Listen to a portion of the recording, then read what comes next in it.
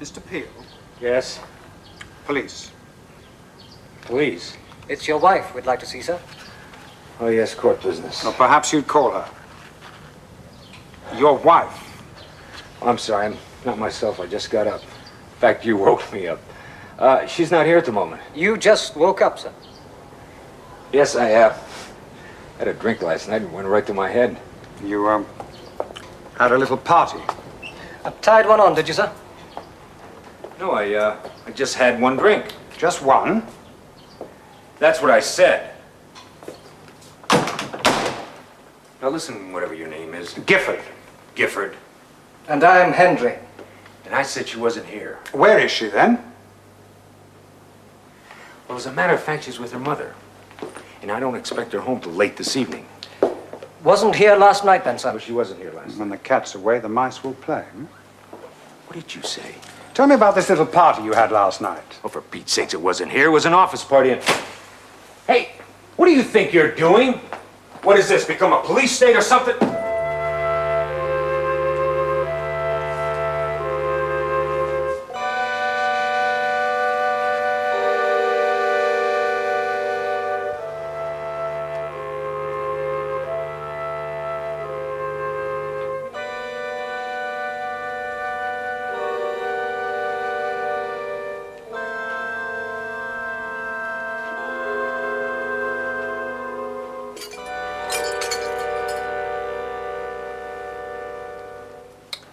Lipstick. A lot of lipstick. I've met your wife, and I don't think this is her style. And the blonde hair. And Mrs. Peel is a brunette, isn't she, sir? What's happened here? What's going on? You say your wife is at her mother's. Yes, she's in Pulborough. Your wife's mother is on the phone. Yes. Number's on the pad.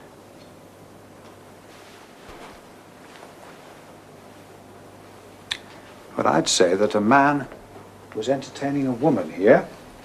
A little tete-a-tete for two. Then something rather drastic happened. Someone burst in on them. Possibly the man's wife. And then it all got very, very nasty. Why are you here? Because we received a phone call, anonymous, someone who said you'd killed your wife.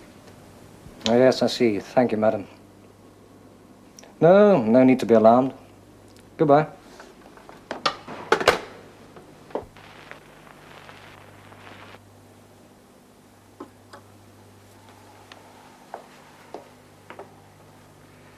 Mrs. Peel, your wife, sir, left her mother's home yesterday about 4:30. She was returning straight here. Yesterday, but I expected her home this evening. Well, she had a reason for returning earlier, sir, a good reason. She was told she would find you here with another woman. What? Well, she wouldn't believe... Now, what malicious We'll take a lying look son- around. I'll do the looking.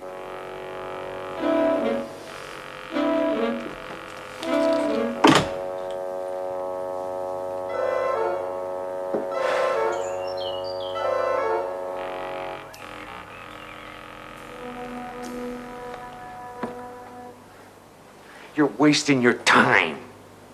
If Jenny left yesterday and she isn't here now, then something's happened to her. She's either had an accident or... Certainly looks that way, sir. Well, then why are you standing here? Why don't you... I found whiskey by your bed. Do you always have a drink before you go to sleep, or only when you want to steady your nerves? Jennifer and I thought it was criminal to drink and drive, so if one of us went out, the other one would... Why aren't you out looking for her? I am. You don't believe that call from whoever it was? Well, it convinced me. Obviously convinced your wife, too. What? Anonymous call brought her back here. Give me a complete rundown on everything you did yesterday from, say, 4:30 onwards. Well, about 4:30 I was here, and I left about 6:30 for town. About 6:30. Yes. So you could have been here when your wife got back. She didn't get back. Then you went to town.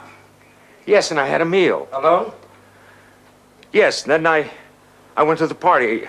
I told you about the office party. I got there about, a little after 9. Only stayed about a quarter of an hour. And then you came back here. Yes. No one saw you. No. Wait a minute. Yes. The man I switched cars with. That car outside, it's not mine.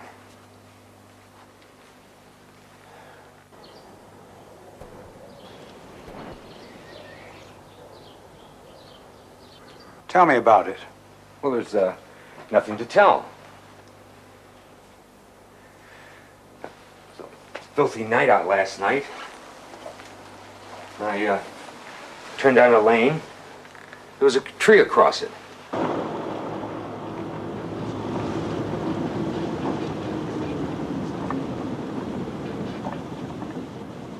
I didn't relish a 20-mile detour when I noticed a car that was blocked on the other side of the tree, and the driver was coming over to talk to me.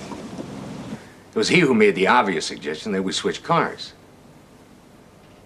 Well, he was on the side I wanted to go, and I was on the side he wanted to go. And neither one of us relished the long detour. And by a crazy coincidence, it really didn't make any difference because we were driving the same type of car. Same model, was even the same color. So we switched cars. I drove back here and had a drink and went to bed. A tree across the road. Well, yes. Well, they must have moved it or you would have seen it. It was right across the road, right beside that signpost. This man, what was his name? I didn't even get his name. I gave my card and he promised he'd call me back and we'd arrange to switch the cars back again. You gave your car to a complete stranger. I lent it to him. And since they were absolutely identical, well, I can't identify him. He was about 6 feet tall, about 30 years, wearing a dark overcoat. I'd like to look at the car.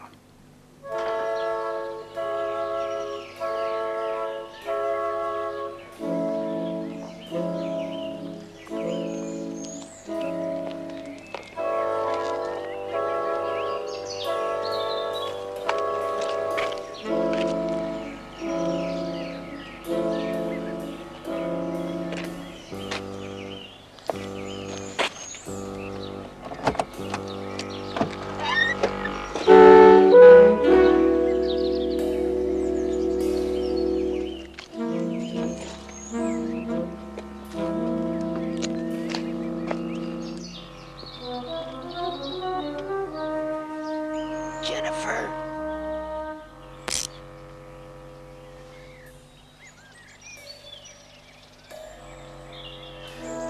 But it's not my car. I can prove it. The number of my car. NMK 11.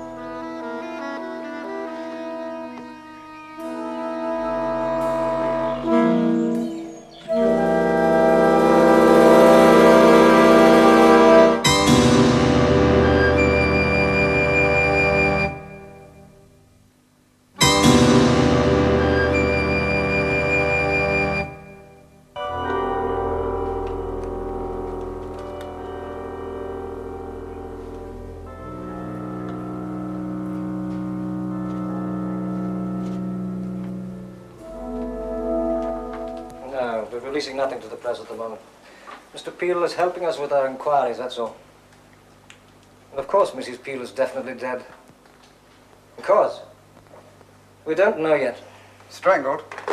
A scarf or a stocking. No bruises to the throat. That's an off-the-cuff assessment, of course, but the autopsy will confirm it, I'm sure. You're allowed one phone call. If I were you, I'd make it a lawyer. Lawyer? And with your wife's contacts, you should know plenty. Of course, they might be a bit reluctant to take you on, considering the circumstances. A lawyer? Whoever you say. I don't want a lawyer. I want a Mr. Matthew Earp. It is indeed a very crazy story. Yes, but that car was his. You checked, of course, that it wasn't just a switch of registration plate. And even the engine and chassis number's tied up. That car is his, registered to him 18 months ago. I'll tell you what I think happened. He killed her. Then guilt cracked his mind. He had to find someone else to hang it on, so he invented this car story. Invented the stranger. And now, even he believes it. And that's what you think happened? Yes. And the tree across the road? Not a sign of it. Not a sign of it ever having been there. I told him he should have a lawyer. You don't approve of me? I don't approve of any private detective.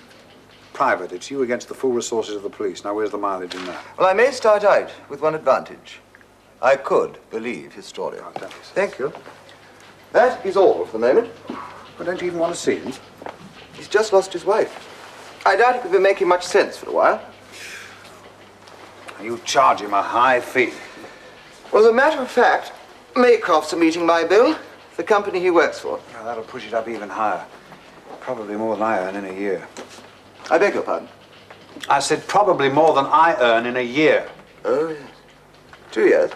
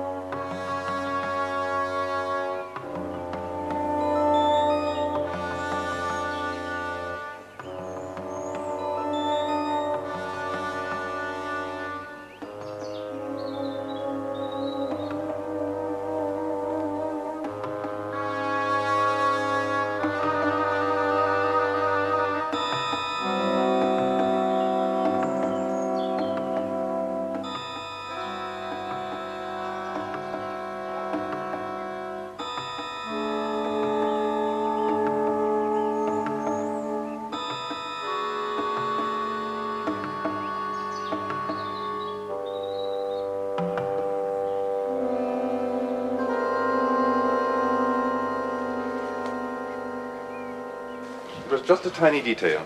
I'd have forgotten all about it, except when I read the paper this morning. Read what Peel had done. Just in time. This is Mr. Vorster. Yes. We've met. He's got some interesting information about Peel and that office party. It seems there was a girl. He was a there. blonde. He saw it too. Peel was seen kissing this girl. I rather thought she was kissing him. Well, then you did see it. You didn't mention it before. Slip your mind, Mr. Earp. Nothing ever slips my mind, Mr. Gifford. Then I'd like to know why you We'll talk didn't... about that later. I've, found the tree. The tree across the road. Come along. I'll drive you there.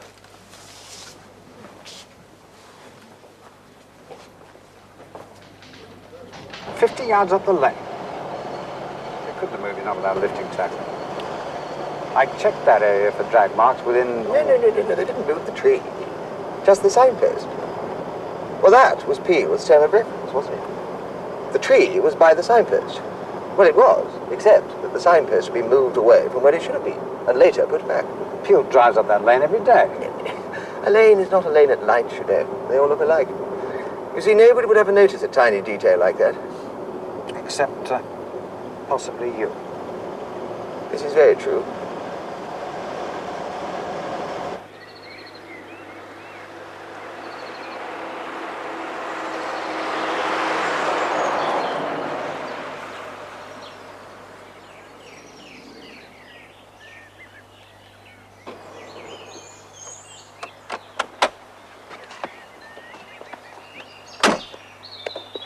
Just there.